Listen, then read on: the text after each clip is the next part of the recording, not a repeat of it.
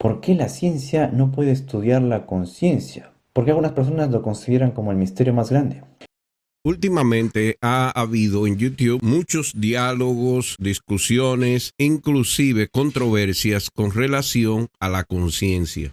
Ya les presentaré algunos de ellos en unos minutos, pero primero vamos a crear ciertos antecedentes. La conciencia es quizás el mayor enigma de la naturaleza. Despojado de su significado central, la conciencia es lo que nos permite ser conscientes tanto de nuestro entorno como de nuestro propio estado interior.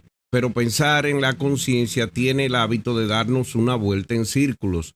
Todos sabemos intuitivamente qué es la conciencia. Es esto, lo sentimos. Es lo que estás experimentando aquí ahora mismo. Pero una vez que intentamos identificar exactamente qué es, nos deja aferrados en el aire. Y no solo nosotros. Filósofos y científicos luchan por definir la conciencia. Diferentes escuelas e ideas compiten entre sí, pero nadie ha estado cerca de entenderlo. Es inquietante darse cuenta de que no entendemos lo que nos hace conscientes de nosotros mismos y del mundo. Se pueden identificar y categorizar unos 40 significados atribuidos al término conciencia basados en funciones y experiencias. Las perspectivas de llegar a una definición única, consensuada e independiente de la teoría de la conciencia parecen ser muy remotas. Es así que mi definición de la palabra conciencia tiene tanta autoridad como el resto de las otras. La conciencia en la actualidad suele incluir cualquier tipo de cognición, experiencia, sentimiento o percepción. También suele entenderse más a menudo como el sentido moral de las personas sobre lo que es correcto o incorrecto. Y se ve que actúa como la guía para el comportamiento de una persona.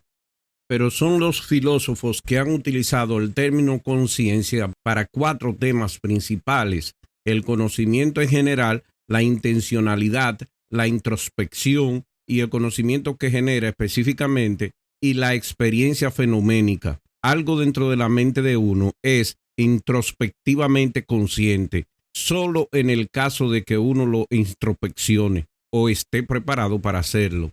Entonces, una conciencia es un proceso cognitivo que provoca emociones y asociaciones racionales, basadas en la filosofía moral o en el sistema de valores de un individuo. La conciencia contrasta con la emoción o el pensamiento provocados debido a asociaciones basadas en percepciones sensoriales inmediatas y respuestas de reflejos, como en las respuestas simpáticas del sistema nervioso central.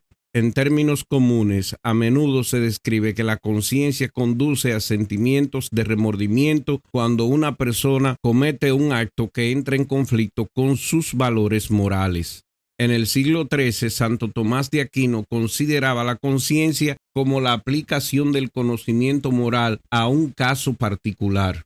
Tomás de Aquino también argumentó que la conciencia debe ser educada para actuar hacia los bienes reales de Dios, que fomentan el florecimiento humano en lugar de los bienes aparentes de los placeres sensoriales.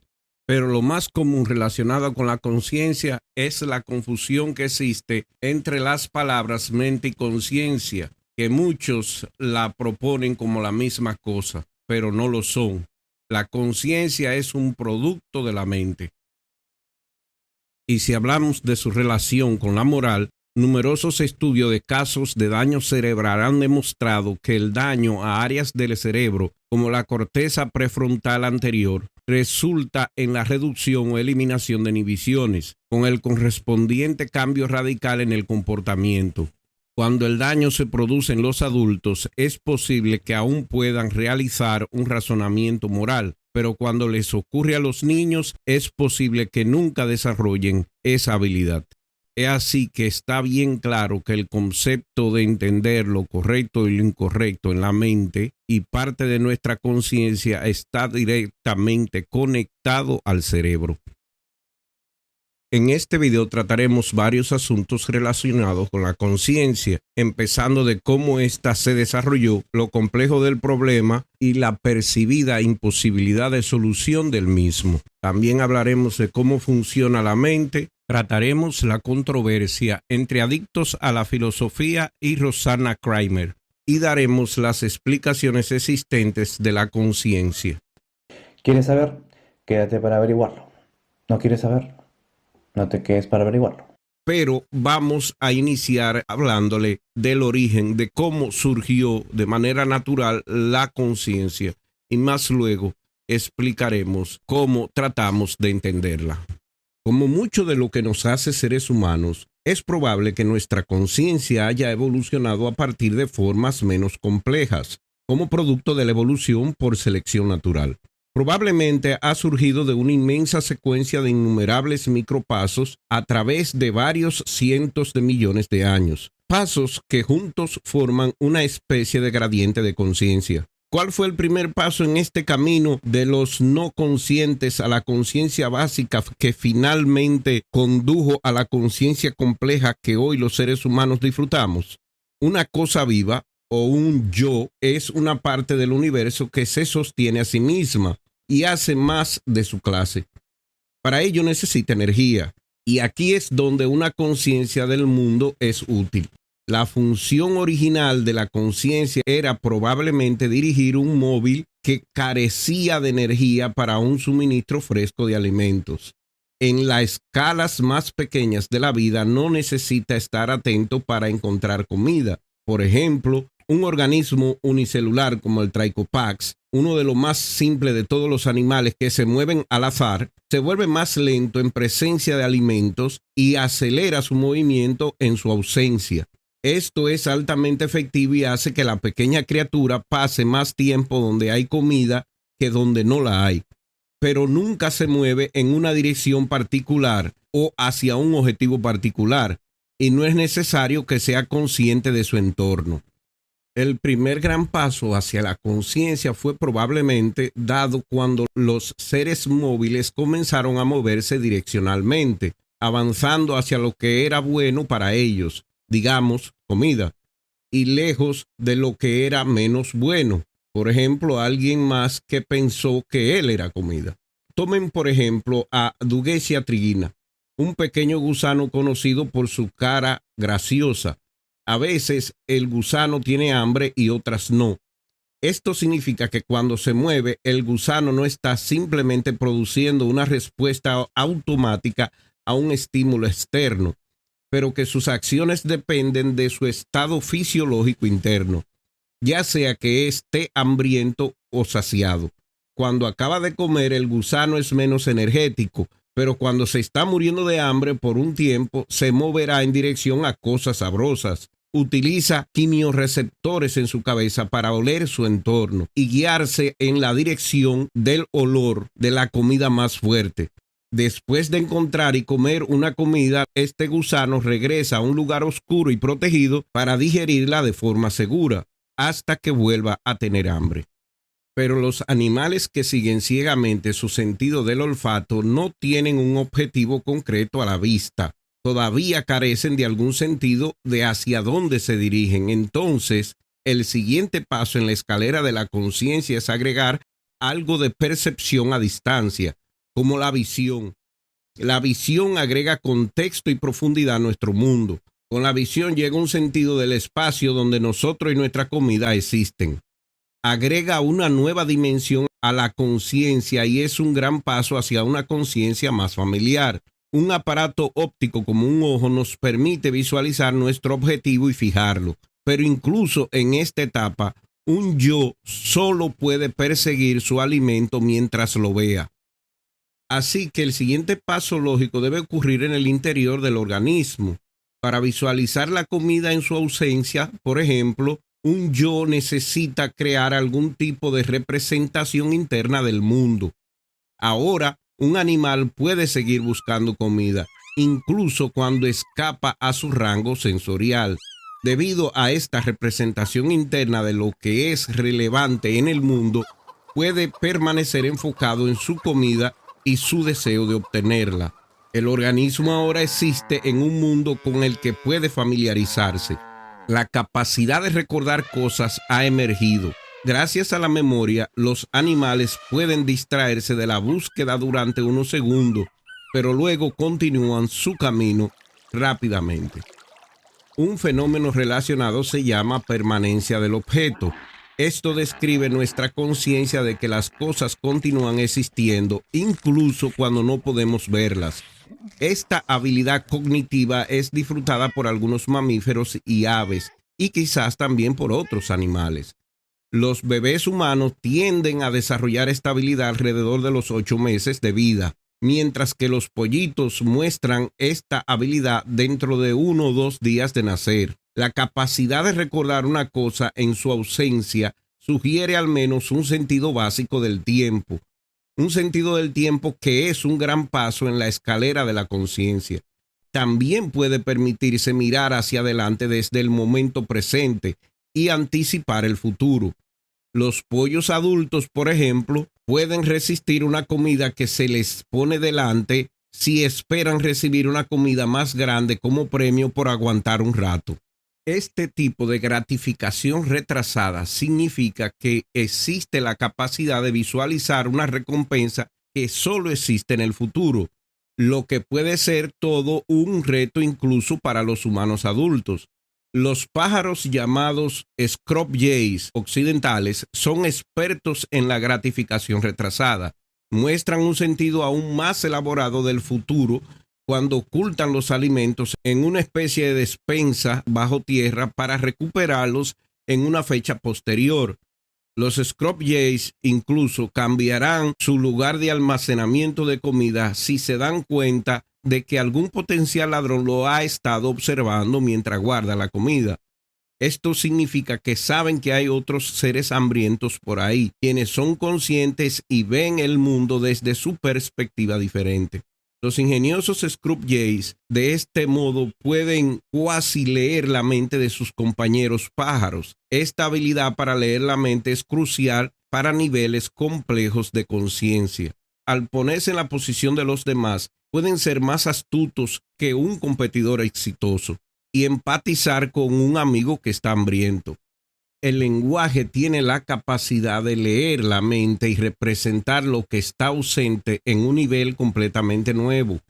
Las palabras no permiten construir hipótesis sobre el mundo, hacer planes detallados y comunicarlos a los demás. Las palabras nos permiten pensar en nosotros mismos y en nuestro lugar en el universo, e incluso sobre nuestra propia conciencia. Entonces, ¿cuál es el origen de nuestra conciencia? Probablemente comenzó con el movimiento dirigido de un ser hambriento hacia una fuente de comida, con los beneficios de supervivencia que esto les dio a los competidores que se movieron al azar o no lo hicieron. Probablemente todo comenzó con la necesidad de más comida, así que incluso con la conciencia sofisticada que nos permite soñar con el espacio, construir rascacielos u obsesionarse con las telenovelas, no es sorprendente que no podamos dejar de pensar en dónde conseguiremos nuestra próxima comida. Colectivamente hemos puesto mucho pensamiento e ingenio en conseguir comida, que ahora podemos conseguir que nuestra comida venga a nosotros con poco esfuerzo consciente.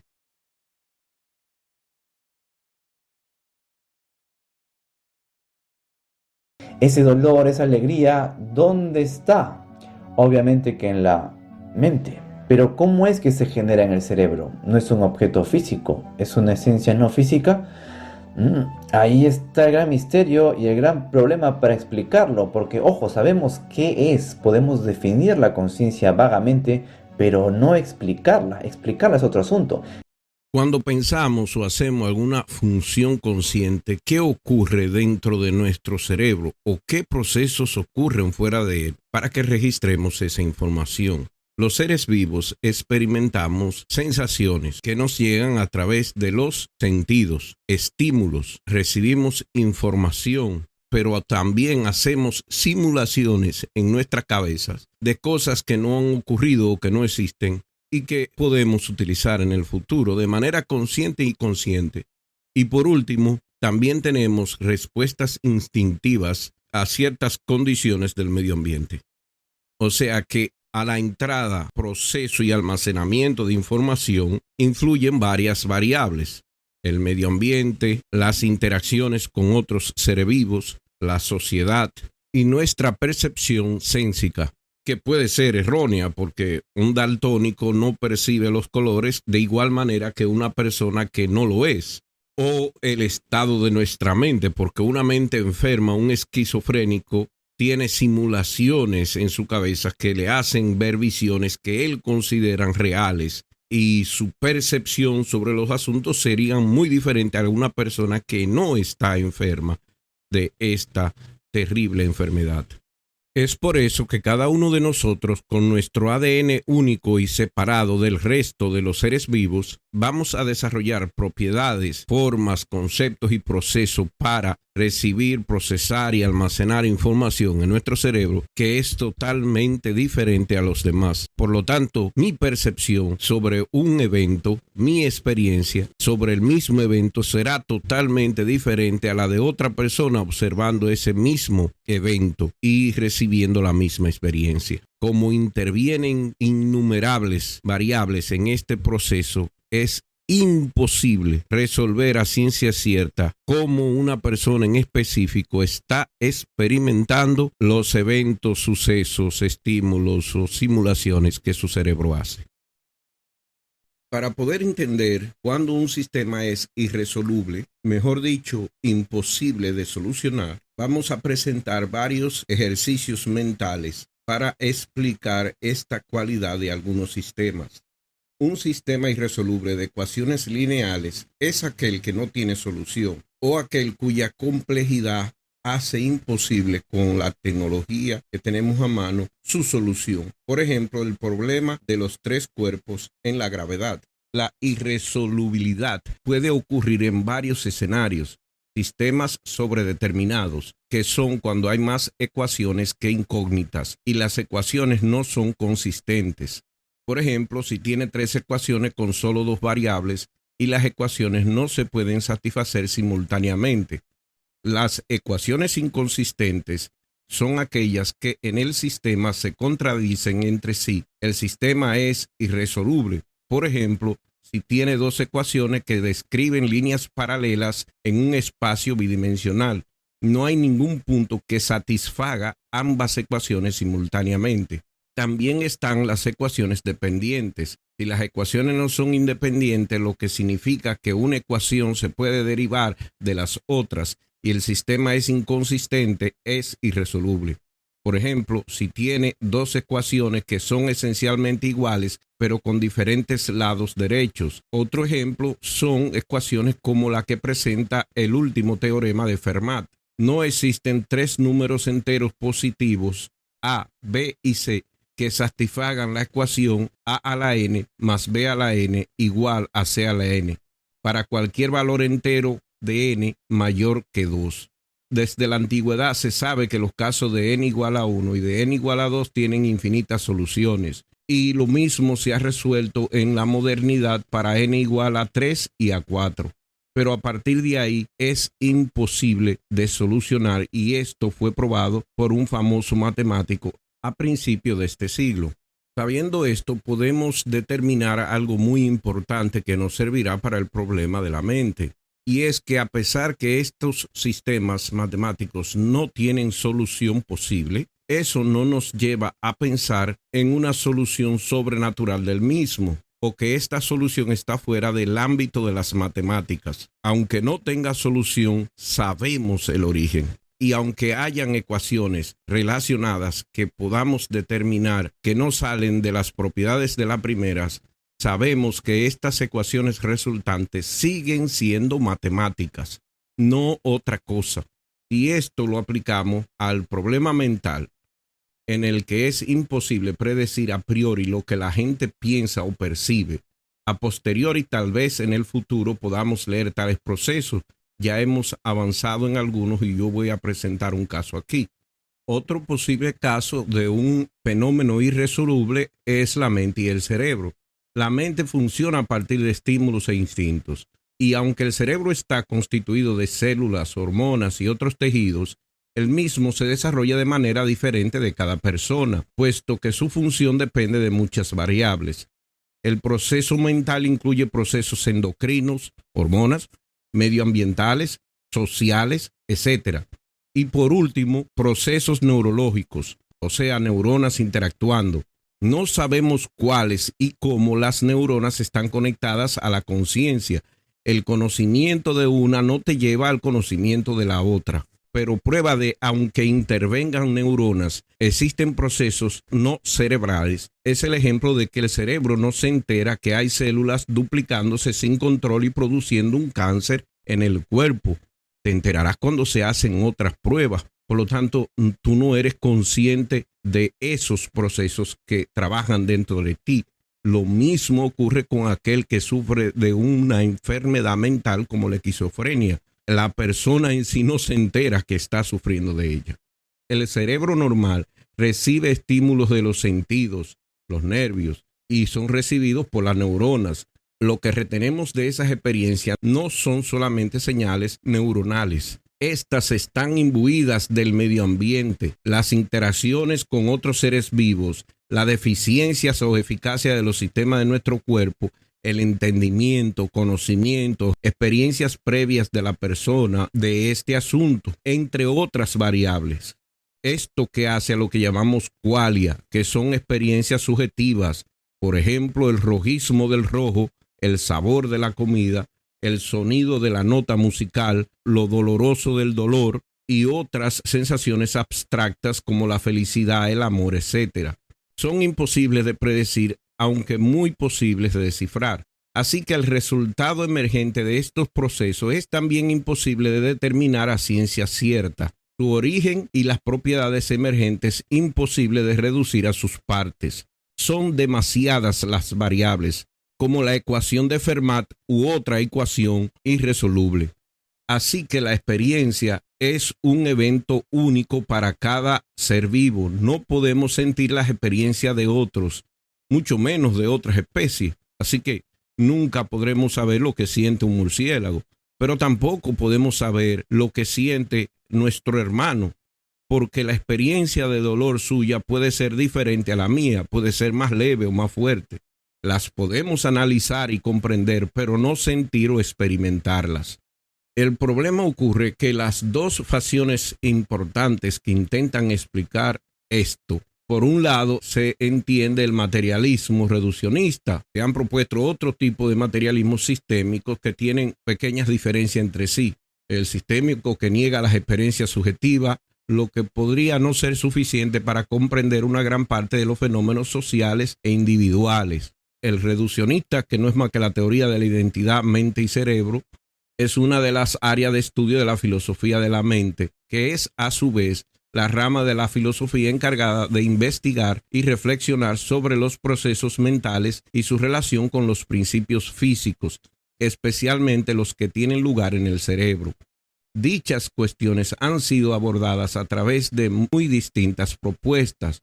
Una de ellas sostiene que los estados mentales y sus contenidos, las creencias, el pensamiento, los significados, las sensaciones, las intenciones, etc., no son más que procesos neuronales, es decir, que el conjunto de complejas actividades que tienen lugar en un órgano físico-químico concreto, el cerebro.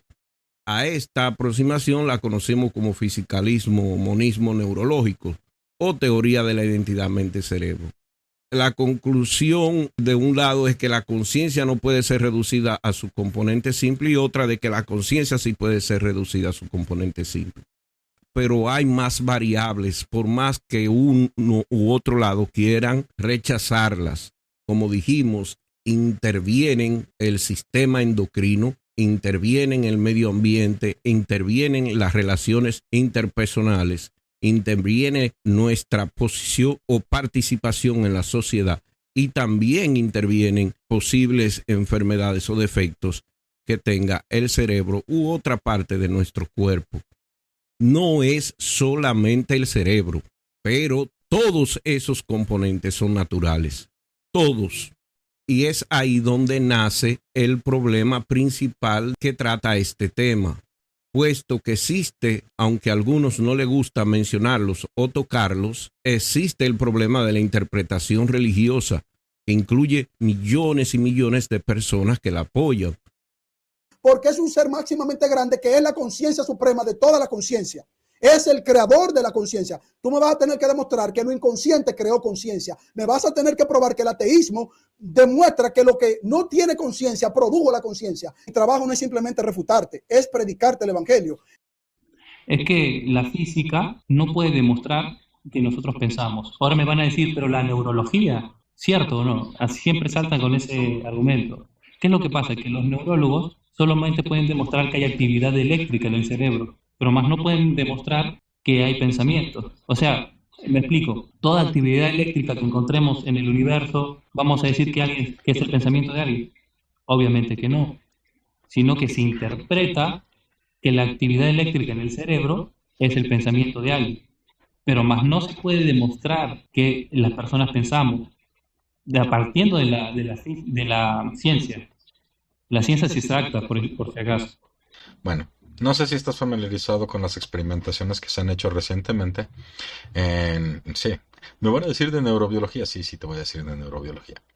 Entre los experimentos más recientes es muy extraño, pero sucede que tú agarras y mapeas a una persona por tomografía computarizada. Le haces un CT scan, le haces tiene que ser voluntario, ¿no? Y mapeas sus estados cerebrales. Una vez que están bien mapeados, esa información se la pasas a una inteligencia artificial. Luego, la inteligencia artificial la conectas a un electroencefalograma. ¿Ok? Y entonces te pones a leer. Te pones a leer. ¿Sale? Y la inteligencia artificial agarra y prácticamente transcribe lo que estás leyendo únicamente con los cambios de estados cerebrales que estás teniendo en una pantalla. Sí. Pero sí sabe que la inteligencia artificial es configurada por las personas, ¿no es cierto? Y las conforman una serie de prompts ya que están configuradas y ahí incluye. Pero ¿por qué pierde la paciencia? Eso es lo que no entiendo. Porque no le gusta No, porque la historia completa. no estás escuchando el experimento, no estás entreteniendo la idea. ¿Qué Sí, lo derivas? he A ver, escuchado. qué derivas del hecho de que podamos agarrar y detectar cambios de estados cerebrales y llevarlos a la pantalla con entre 80 y 90% de precisión? Por medio de inteligencias artificiales. O sea que el filtro, Qué ya, tiene lo que ver que explico. sea una inteligencia artificial? Rafa, ¿sigue siendo materialista Yo o has siempre he cambiado sido, alguna posición? yo siempre he sido ecléctico, o sea, no me adhiero exclusivamente a alguna corriente de pensamiento. Existe la fenomenología, no sé si estás familiarizado con ese concepto que nos presta Husserl. También me aferro mucho a la ontología que nos presta Martin Heidegger. Eh, y soy existencialista, ¿no? Entonces, lo que pasa es que tu entendimiento del materialismo es muy extraño, Saúl. Como que muy extraño. Pues sí, o sea, no estoy seguro de que cuando tú dices materialismo y yo digo materialismo estemos hablando de la misma cosa al mismo tiempo y en el mismo sentido. No sé si, por ejemplo, cuando se te presenta algo trascendental, tú simplemente porque no tienes para medirlo ya dice que no existe y lo descartas directamente. Y eso es materialismo. No.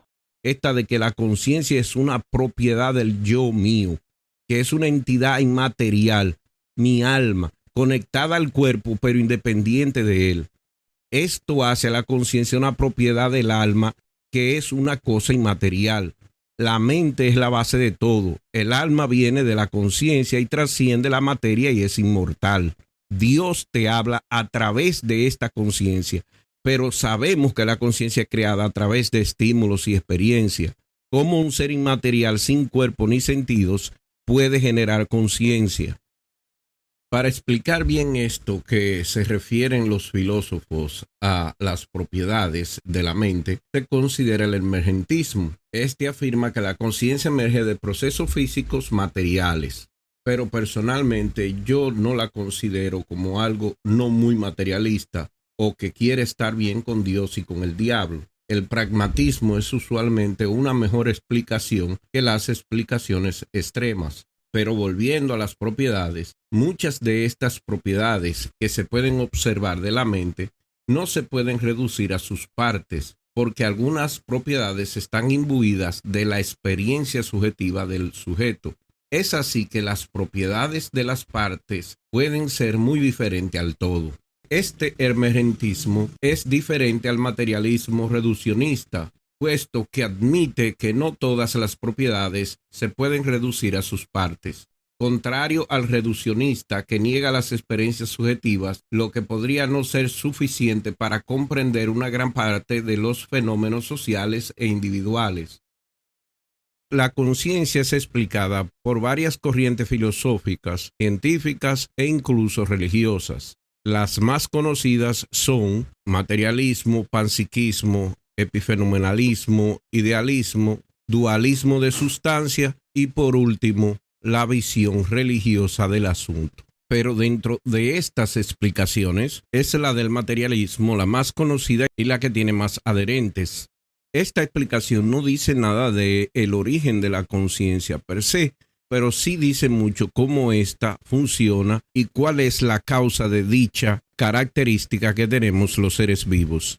Y en resumen, dicha causa es el cerebro. Por ende, todo lo relacionado con la conciencia se puede reducir a actividades cerebrales, que incluyen interacciones de células nerviosas, como son las neuronas, en el cerebro.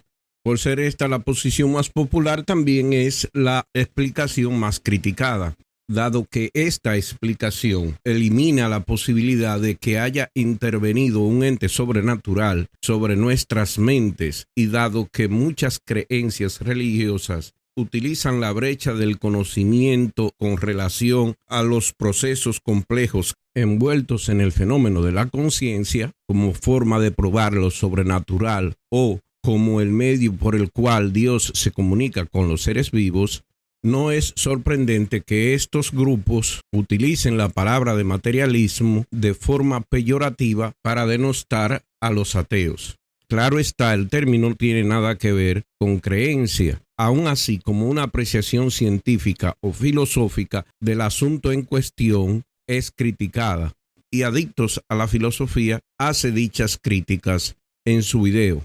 Esta posición se llama teoría de la identidad o materialismo reductivo, la idea de que la conciencia es simplemente ciertas neuronas interactuando entre sí, y ya está. Pero uno puede dar una descripción completa y exhaustiva de todas las propiedades objetivas del murciélago y aún así no ha capturado los hechos de la experiencia subjetiva, el cómo es ser un murciélago. Ergo, hay algo en la experiencia consciente, el cómo se siente, que no parece reducible a las propiedades objetivas del cerebro, que no se puede identificar sin más con ella. Pero no vemos de qué manera puede uno construir las características de la subjetividad con los materiales completamente desprovistos de conciencia del cerebro. No parece que haya modo de entender cómo meras vibraciones de partículas un poco complejas pueden dar lugar a esa dimensión mental. El emergentista reconoce que la conciencia es un fenómeno nuevo, especial e irreductible a lo físico, pero trata de salvar el materialismo postulando que la conciencia emerge de una manera completamente misteriosa e inexplicable de una base puramente material e inconsciente cuando ésta alcanza un cierto nivel de complejidad.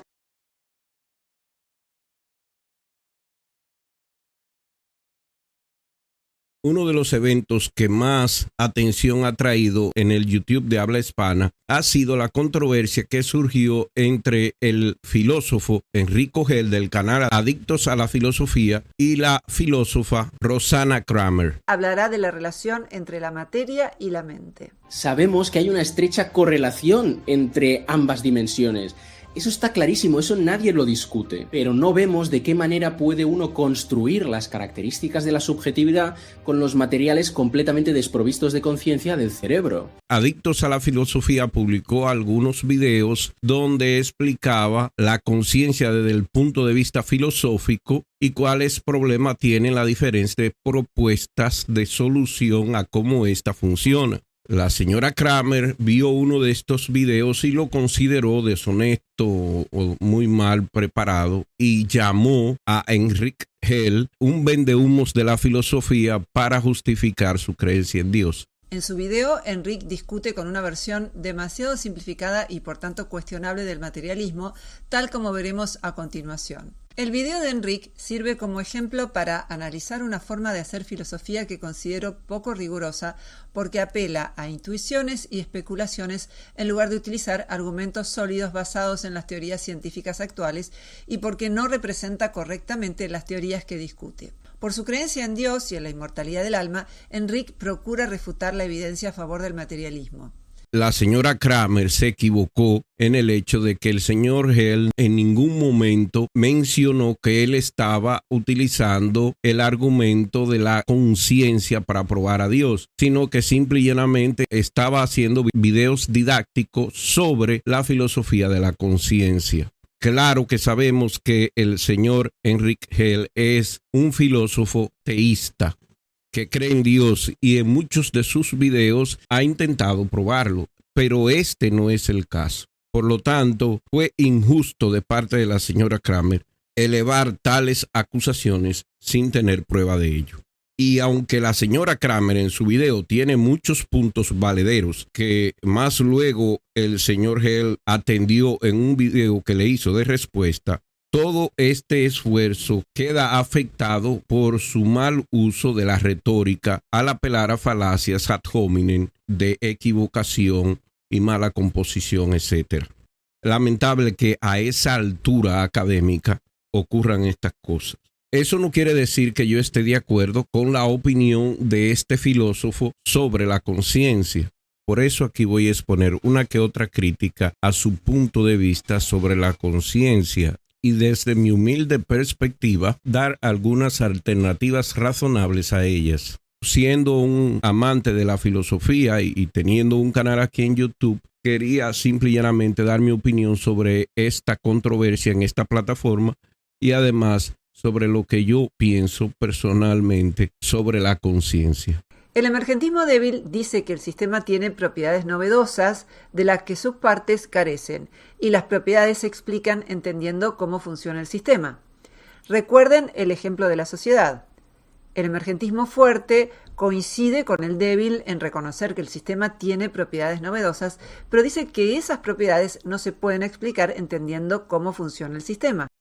En la literatura sobre el problema de la conciencia se suele distinguir entre emergencia débil y emergencia fuerte. En casos de emergencia débil, la propiedad emergente puede ser sorprendente o poco esperable a partir de la base, pero por principio podemos entenderla, explicarla e incluso llegar a deducirla estudiando más las partes del sistema y las relaciones que guardan entre sí. En casos de emergencia fuerte, en cambio, la nueva propiedad no parece poder derivarse de ninguna manera de un mayor conocimiento de las partes del sistema y de sus relaciones. Y no por falta de conocimiento o capacidades cognitivas, sino porque entre la nueva propiedad emergente y su base se supone que hay una distancia, un hiato ontológico muy radical. Así, la emergencia débil es en el fondo compatible con el reduccionismo. Es la emergencia fuerte la que exige su abandono, la que exige el reconocimiento de que la nueva propiedad es realmente irreductible a la base. Sabemos que hay una estrecha correlación entre ambas dimensiones. Eso está clarísimo, eso nadie lo discute. Los videos en cuestión tratan el tema del materialismo y sería injusto pedir que estos trataran otras alternativas al mismo. Pero por lo menos se debió de mencionar en esos videos, como hizo la señora Kramer, de mencionar que la alternativa al materialismo reduccionista era la del materialismo sistémico. Adictos a la filosofía solamente se limita a criticar el materialismo porque considera este materialismo sistémico más de lo mismo, con una variación más suave. Yo sé que él hizo otros videos sobre el panpsiquismo y el dualismo. De ahí que, tras el continuo fracaso del paradigma materialista de producir ni que sea el comienzo de una explicación plausible de la conciencia, muchos filósofos empiezan a estar convencidos de que la solución al problema mente-cerebro nos va a requerir pensar fuera de la caja. Una de las nuevas propuestas que está ganando más popularidad en los últimos años es precisamente el panpsiquismo. La idea de que la conciencia es tan fundamental como las fuerzas de la física y que por tanto está presente en todos los niveles de la realidad, caracterizando a todo lo que existe. Aunque resulta sumamente interesante el notar que Adictos a la Filosofía tiene una lista de 12 videos relacionados con el tema de la conciencia, donde analiza cada una de las posiciones, pero en ninguno de ellos se encuentra algún video explicando la posición de la religión sobre el asunto. Por ejemplo, el que haya propiedades mentales que emerjan espontáneamente, no dependiente de la materia, es utilizada para probar que existe el alma o la creación ex nihilo o la realidad de que la conciencia es lo que Dios utiliza para comunicarse con nosotros y lo que nos hace especiales. A esta explicación de la conciencia se le llama el argumento religioso basado en la conciencia. Es lo suficientemente importante para incluirse dentro de una serie relacionada con la conciencia. Considero que tal omisión resulta curiosamente interesante. En este video trataremos de presentar una alternativa que consideramos superior y mejor explicación del fenómeno de la conciencia.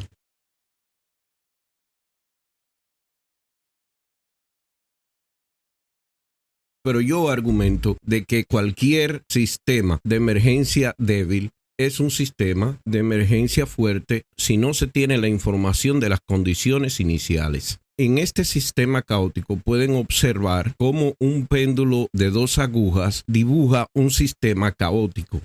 Si tenemos las condiciones iniciales, o sea, la fórmula utilizada y dónde se encuentran las 2 agujas del péndulo, podremos predecir este sistema caótico.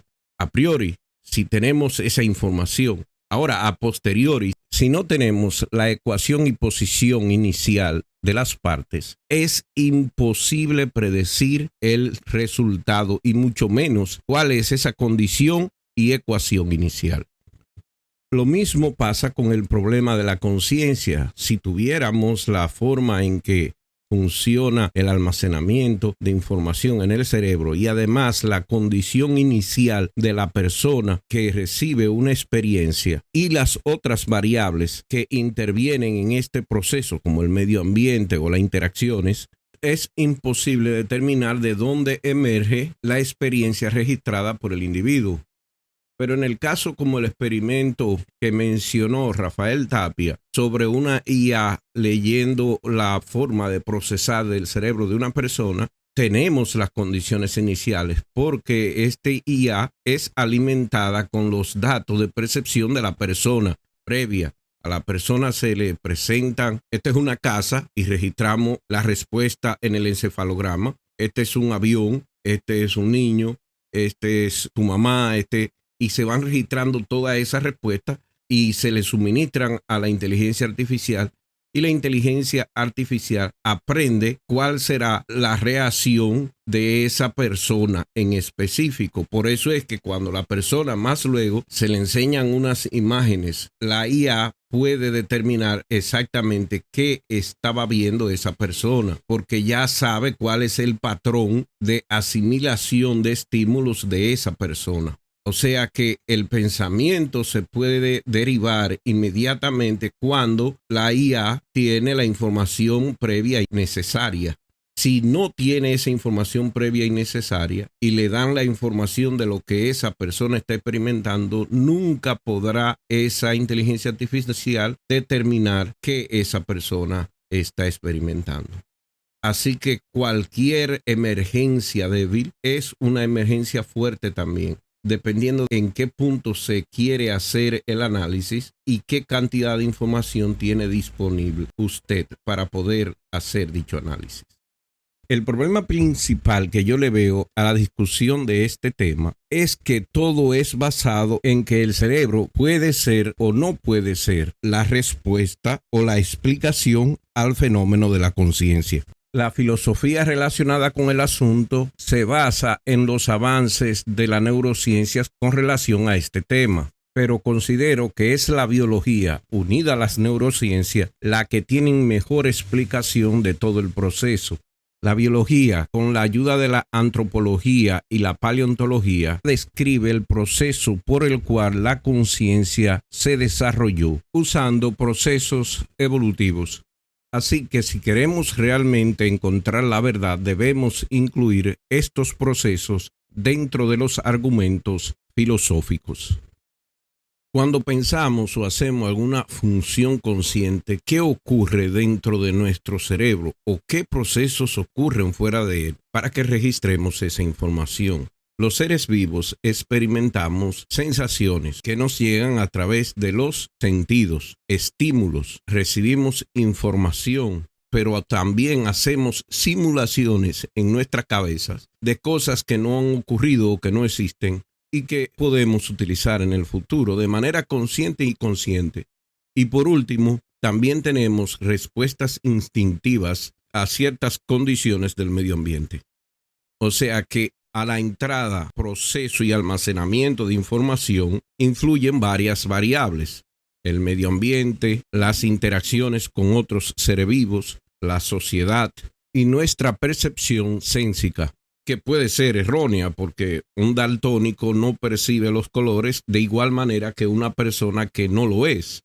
O el estado de nuestra mente, porque una mente enferma, un esquizofrénico, tiene simulaciones en su cabeza que le hacen ver visiones que él considera reales y su percepción sobre los asuntos sería muy diferente a una persona que no está enferma de esta terrible enfermedad. Es por eso que cada uno de nosotros, con nuestro ADN único y separado del resto de los seres vivos, vamos a desarrollar propiedades, formas, conceptos y procesos para recibir, procesar y almacenar información en nuestro cerebro que es totalmente diferente a los demás. Por lo tanto, mi percepción sobre un evento, mi experiencia sobre el mismo evento será totalmente diferente a la de otra persona observando ese mismo evento y recibiendo la misma experiencia. Como intervienen innumerables variables en este proceso, es imposible resolver a ciencia cierta cómo una persona en específico está experimentando los eventos, sucesos, estímulos o simulaciones que su cerebro hace.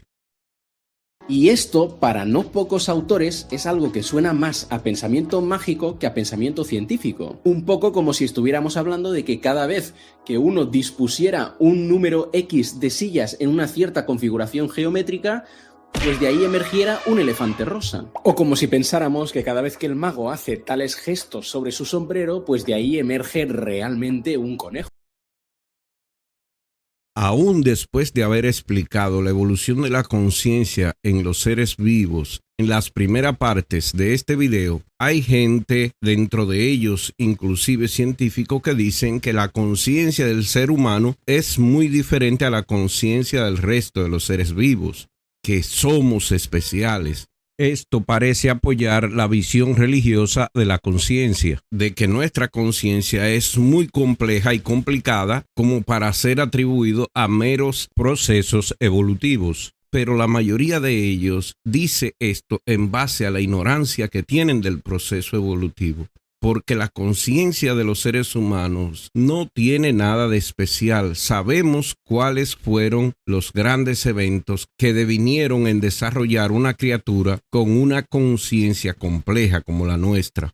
Esto empezó cuando nos bajamos de los árboles y empezamos a caminar en dos patas sobre las sabanas de África. La bipedad o caminar erguidos liberó nuestras manos para que las ocupáramos en cosas más complejas.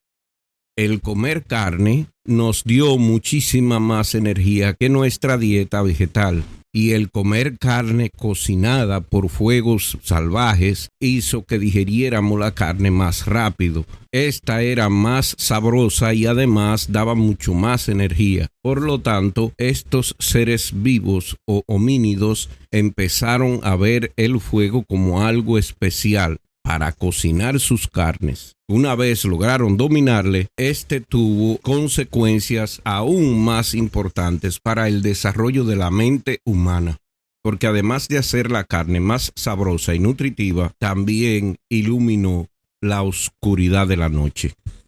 Así que el tiempo que el cerebro dedicaba a descansar y a hacer simulaciones mientras dormía, ahora este tiempo era dedicado a socializar alrededor del fuego, Por lo tanto, las simulaciones ocurrían en vivo y de ahí nace la necesidad de comunicarse con un lenguaje para contar historias, de recordar estas historias. Y cuando no se hace eso, de registrar dichas historias con figuras abstractas que representaban a ellos mismos y los animales que cazaban, de pensar abstractamente y crear arte, puesto que en las cavernas o cuevas bien oscuras que utilizábamos por seguridad de los elementos y otros depredadores, ahora teníamos luz que nos permitía explorarlas y usarlas para demostrar nuestro pensamiento abstracto. Así que hay una explicación completamente razonable que explica la emergencia de las cualidades y características mentales sin tener que relegarse solo al cerebro o a un milagro de la magia.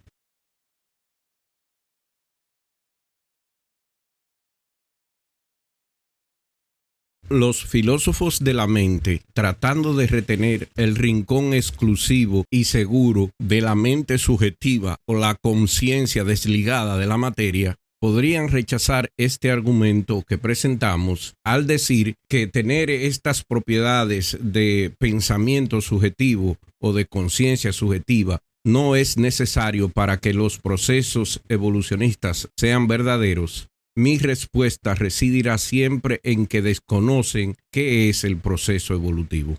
Pero antes de responder, vamos a fijar ciertas aclaraciones. No consideramos al epifenomenalismo, este poder causal inmaterial, como algo real o una explicación suficiente.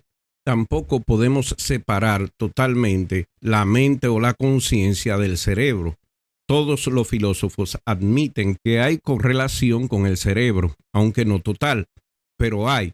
Interpretándolo de otra forma, significa que si no hay cerebro, la conciencia y la mente no existirían, porque el cerebro contribuye de alguna manera a ellas, aunque no sea todas, pero es necesario.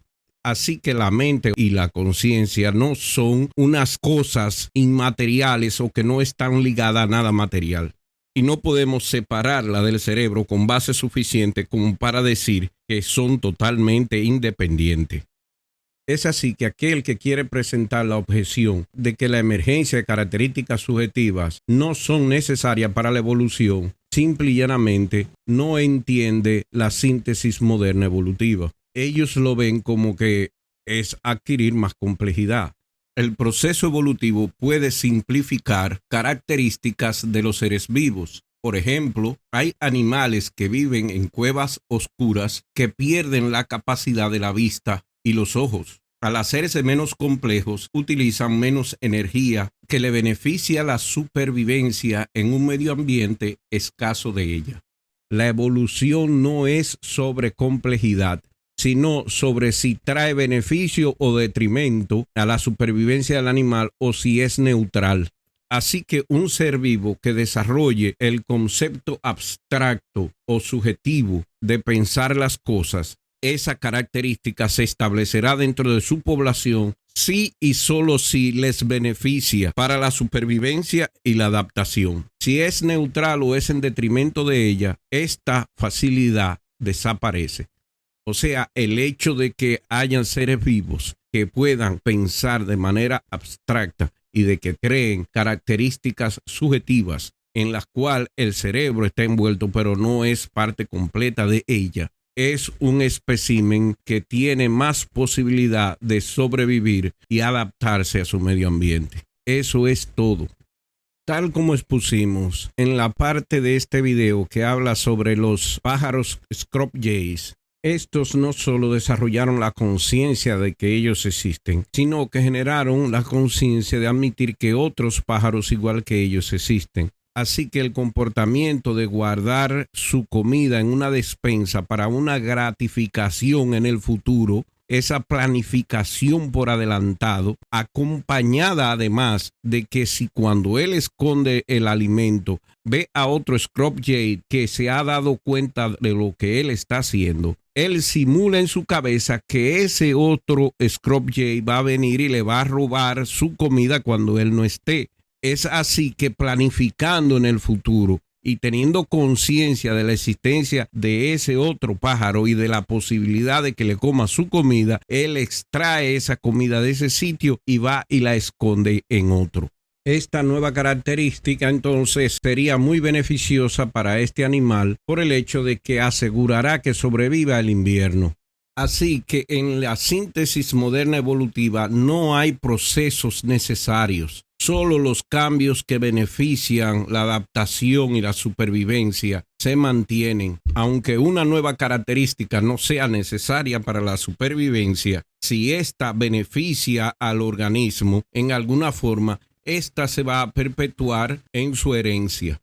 Así que la característica de pensar abstractamente y de utilizar la mente para hacer modelos o simulaciones mentales de su conciencia subjetiva es beneficioso para los organismos que la desarrollen. Ergo, la existencia de una conciencia subjetiva es natural, aunque no sea necesaria. Sabemos que hay una estrecha correlación entre ambas dimensiones. Eso está clarísimo, eso nadie lo discute, pero no vemos de qué manera puede uno construir las características de la subjetividad con los materiales completamente desprovistos de conciencia del cerebro. No parece que haya modo de entender cómo meras vibraciones de partículas un poco complejas pueden dar lugar a esa dimensión mental. Esta es, al fin y al cabo, la lección del problema duro de la conciencia, que los hechos de la experiencia consciente no parecen en absoluto derivables, por principio, de un mayor conocimiento de los hechos físicos, que no hay modo de entender en términos de componentes materiales y sus relaciones cómo ni por qué interacciones y procesos puramente físicos se correlacionan con experiencias conscientes, que hay a priori un salto explicativo, una brecha aparentemente insalvable entre lo físico y lo mental. En conclusión, si decimos que aunque emergen propiedades, estas son diferentes, entonces se dice que esta es similar al creacionismo ex nihilo de tales emergencias. Yo rechazo eso, pues aunque es imposible determinar a ciencia cierta de dónde específicamente emerge la propiedad que aparece, es inteligible concluir que ésta emerge de procesos naturales que incluyen el cerebro, como la ecuación con demasiadas variables o la que no tiene solución, pero sigue siendo matemáticas, y su origen irresoluble sigue siendo la ecuación, o como la irresolubilidad de un sistema de 3 cuerpos en un campo gravitacional, o que el hecho de que los movimientos de estos cuerpos no se puedan reducir, o que no emerjan tampoco de las iteraciones que ocurren a nivel cuántico, no es razón suficiente para concluir como esa emergencia es desconocida, viene de cualquier otro sitio, creadas de la nada o por magia. Aunque no tenemos respuesta, sabemos que el origen es natural, sabemos cómo se hacen los planetas, y aunque no sepamos cómo interactúan más de 3 cuerpos en un campo gravitacional, eso no nos obliga a decir que lo hacen por magia. Concluir que la imposibilidad de solución es base para pensar que esto es una creación ex nihilo, ergo una posible emergencia sobrenatural, y que además esto pueda ser usado para justificar la creación sobrenatural, el alma o la posibilidad de Dios. Esta última explicación parece más magia que negar el origen sobrenatural ex nihilo, a pesar de la imposibilidad de solución del problema, porque su origen debe ser natural. Si ustedes creen que lo que he dicho hasta ahora suena desconcertante, este argumento tiene problemas más básicos y más problemáticos. Por ejemplo, el argumento en base a la conciencia es contradictorio con la inspiración divina, porque la incognoscible experiencia subjetiva es diferente entre los seres humanos. Así que si hubo inspiración, es imposible que los autores inspirados pudieran expresar o explicar los deseos divinos de Dios, pues sus apreciaciones de tal experiencia es totalmente diferente a la experiencia de Dios. Ergo, la Biblia, aun si fuera inspirada por el argumento de la conciencia, no puede ser representación de la mente de Dios. También está el punto innegable, inclusive por Enrico, que el cerebro es una necesidad causal de la conciencia. Ellos nunca explican cómo Dios crea conciencia, no tienen un proceso para ello, solo que es el producto de un milagro de Dios. Entonces, ¿cómo diferencian ellos esto del milagro con la mera magia? Adicionalmente, considero que es un argumento circular. Los creyentes asumen que Dios existe, luego asumen que Él creó la conciencia, para luego resaltar lo especial de la conciencia y sus propiedades no emergentes de la materia, para luego usar la conciencia para razonar de regreso a Dios. Yo prefiero empezar con la conciencia y que ésta, unida a los procesos de un ser vivo, generan el concepto de un Dios que explica, entre comillas, lo que esos seres no pueden explicar por sí mismos, pero principalmente para aliviar su miedo a la muerte, a la desaparición. Es así que concluyo que la mejor explicación es que la conciencia es el resultado natural de procesos naturales y el hecho de que ésta tenga propiedades que no emerjan de los medios materiales que la compongan, definitivamente sí emergen de otros procesos naturales relacionados, como el medio ambiente y las interacciones con otros seres. Ergo, es un proceso natural y no es argumento válido para la existencia de un alma, lo sobrenatural y, por último, el argumento circular y falaz para la existencia de Dios alguno. Muchas gracias por su atención.